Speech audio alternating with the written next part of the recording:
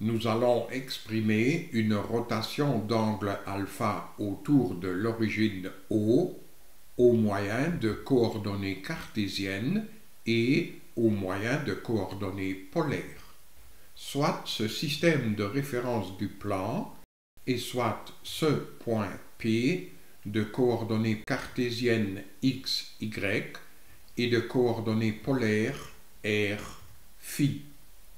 Nous tournons ce point P d'un angle alpha autour de l'origine O et ainsi nous obtenons l'image de P, c'est-à-dire ce point P' de coordonnées cartésiennes x', y' et de coordonnées polaires r, phi', où cet angle phi' est égal à l'angle phi plus l'angle de rotation alpha.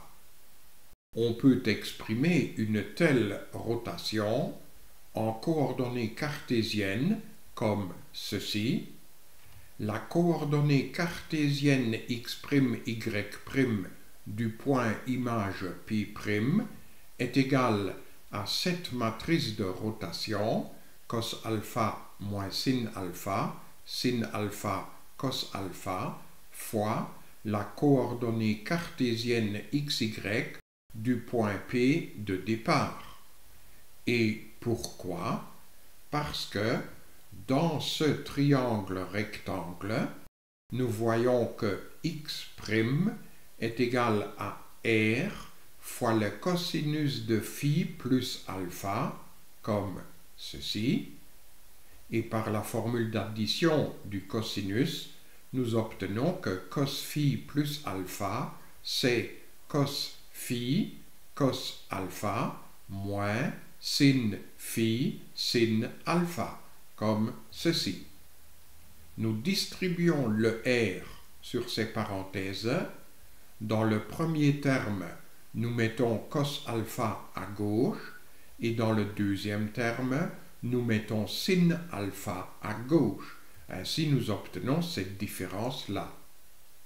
Ici, nous avons r cos phi, mais r cos phi, ça c'est x.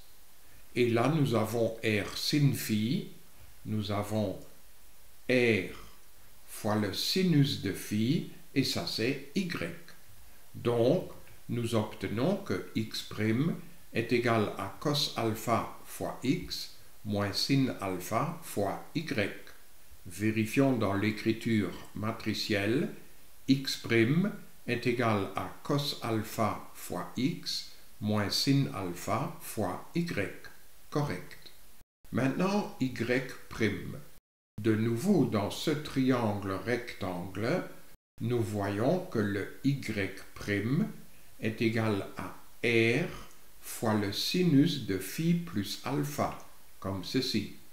Et par la formule d'addition du sinus, nous obtenons que sinus de phi plus alpha, c'est sin phi cos alpha plus cos phi sin alpha, comme ceci.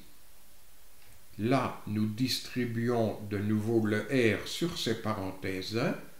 Le deuxième terme, on le met comme premier terme, et dans ce terme, nous mettons sin alpha à gauche, et le premier terme, nous l'inscrivons comme deuxième terme, dans lequel nous mettons cos alpha à gauche. Ainsi, ici nous obtenons r cos phi, et ça c'est x, et là nous obtenons r sin phi, ça c'est y. Nous obtenons donc que y' est égal à sin alpha fois x plus cos alpha fois y.